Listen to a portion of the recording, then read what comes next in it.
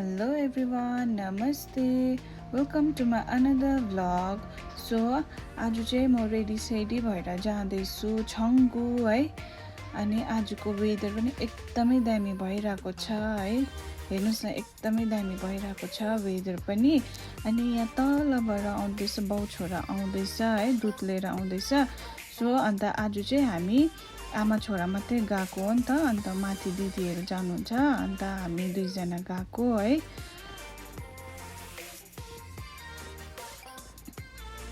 So हामी चाहिँ त्यहाँबाट गाडीमा चढ्यौँ है।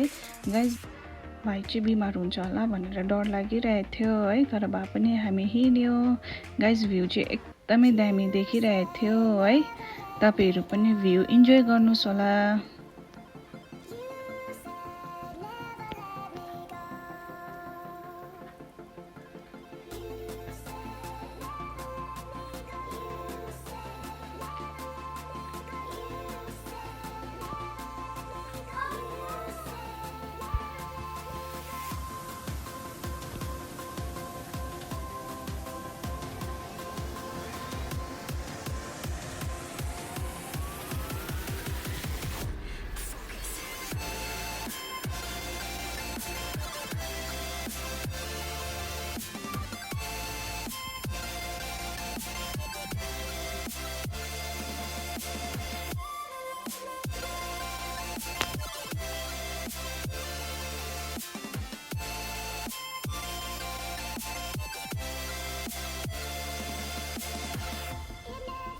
त्यहाँबाट चाहिँ अलिअलि हिउँ पनि देख्न थाल्यो है।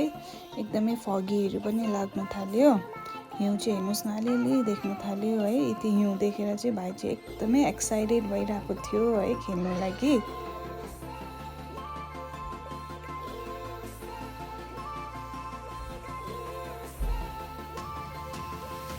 सो त्यहाँबाट चाहिँ हामी आधी बाटोमै झर्यो है, अलिक माथि गएन किनभने हिउँ देखेर चाहिँ एकदमै नानीहरू एक्साइटेड भएर हिउँ खेल्ने भनेर चाहिँ हामी चाहिँ आधी बाटोमै झर्यो है। हेर्नुस् न एकदमै दामी देखिरहेको थियो है। नानीहरू दाजुभाइहरू चाहिँ हिउँ खेल्नु थाल्यो है, खुसी भएर दुईजना चाहिँ खेल्नु थाल्यो हिउँ। अनि हामी चाहिँ त्यहाँबाट उकालो जानुपर्ने हुन्छ किनभने अघि चाहिँ हामी आधी बाटोमै झरेर त्यहाँबाट चाहिँ हामी यहाँबाट उकालो जाँदैछौँ है।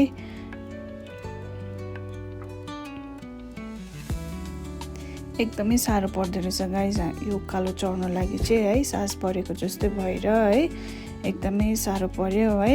त्यहाँबाट चाहिँ हामी बल्ल पुग्यो है।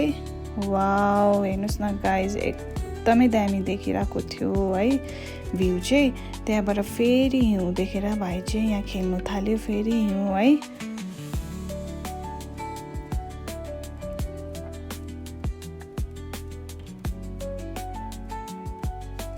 एकदमै खुसी भइरहेको थियो है हिउँ देखेर नानी चाहिँ। किनभने लास्ट इयर पनि ल्याएको थिएँ तर लास्ट इयर चाहिँ हिउँ चाहिँ यति थिएन नि त। अन्त हिउँै थिएन लास्ट इयर ल्याउँदाखेरि। अन्त अहिले चाहिँ हिउँ देखेर चाहिँ मजा आएछ है, खेलिरहेको थियो। त्यहाँबाट चाहिँ याकमा चढाउनु पर्यो भनेर चाहिँ लिएर गएको है यिनीहरूलाई। हेर्नुस् न याक देखेर त डराए पनि हो, प्लस मलाई पनि एकदमै डर लाग्छ है याकसँग। अन्त त्यहाँबाट चाहिँ याकमा चढ्नै मानेन है गाइज नानीहरू चाहिँ। भ्यू हेर्नुहोस् न गाइज भ्यू एकदमै दामी है, एकदमै दामी देखिरहेको छ। सो तपाईहरु पनि आउनु भएको छैन भने चाहिँ यो चाहिँ राइट टाइम हो है गाइज। नानीहरूलाई लिएर आउनु चाहिँ यो चाहिँ राइट टाइम हो। एकदमै दामी देख्छ है। त्यहाँबाट चाहिँ भाइलाई चाहिँ लुगा लगाएर फोटो खिच्दिउँ भनेको थिएँ है। हेर्नुहोस् न लुगा लगाइदिएको मानेको थिएन है। हप्पै फुलिरहेको छ किनकि यसले चाहिँ बक्खु चाहिँ फर्स्ट टाइम लगाएको, यसले चाहिँ बक्खु लगाएको छैन नि त। अन्त यो टोपीले चाहिँ कस्तो अड न अड देखेको जस्तै लागेर चाहिँ यो टोपी खोलिदिनुहोस् है भनेको है। एकदमै मान्नु चाहिँ मानेकै थिएन है, जाडो भइरहेको थियो भने चाहिँ हेर्नुहोस् न मानेकै छैन टोपी खोल्नु चाहिँ है। तर भए हुन्छ लगाइदिनुहोस् यसमै भनेर चाहिँ दिदीलाई भनेर दिदीले चाहिँ यो माथि नै लगाइदिनु हुँदैछ है। यसलाई चाहिँ बक्खु यत्रो फुलिरहेछ हेर्नुहोस् न नमानेर हो, जबरजस्ती लगाइदिनु भएको। सो यसलाई चाहिँ कस्तो देख्दैछ हेर्नुहोस् न।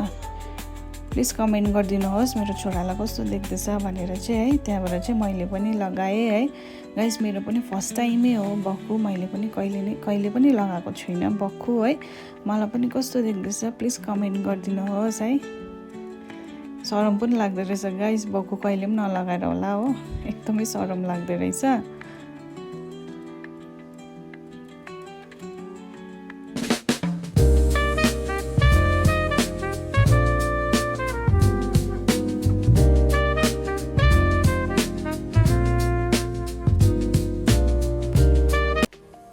सो त्यहाँबाट चाहिँ हामी निस्क्यौँ है, किनकि एकदमै मलाई पो पुरा टाउको दुखेर कस्तो भइरहेको थियो है। नानीहरू पो बिमार हुन्छ होला भनेर सोचेको थिएँ, तर मलाई पो एकदमै साह्रो पर्यो है टाउको दुखेर बेसी बेर नबसेको। अन्त यहाँबाट चाहिँ अलिकति तल गएर चाहिँ क्यान्टिनमा दबाई खाएर खाजासाजा खाएर चाहिँ जाउँ भनेर चाहिँ निस्किहालेको, किनकि अलिक साह्रो परेको जस्तै लाग्यो नि त। अन्त त्यहाँबाट खाजासाजा खाएर चाहिँ हामी चाहिँ निस्क्यौँ गाइस। मैले चाहिँ आधी भिडियो गर्नु पाइनँ, यति नै थियो है गाइस। तपाईहरुलाई कस्तो लाग्यो प्लिज कमेन्ट गरिदिनुहोस् अनि लाइक शेयर एन्ड सब्स्क्राइब पनि गरिदिनुहोस् है। See you in next vlog guys, bye by.